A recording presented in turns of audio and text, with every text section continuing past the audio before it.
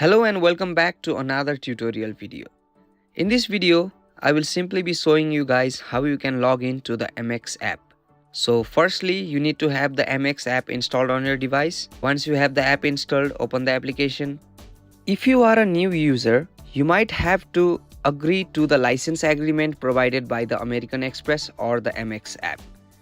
So I strongly suggest you to read all these terms and conditions before using the app.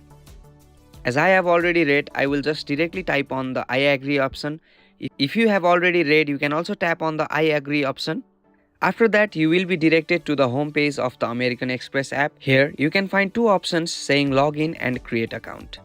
As we are about to log in, we will just tap on the login option. Now, in this page, type in your user ID that you are registered to the app with. And then type in your password that you use to create your account. Once you enter both the details, tap on the login option and then you will be logged into the Amex app.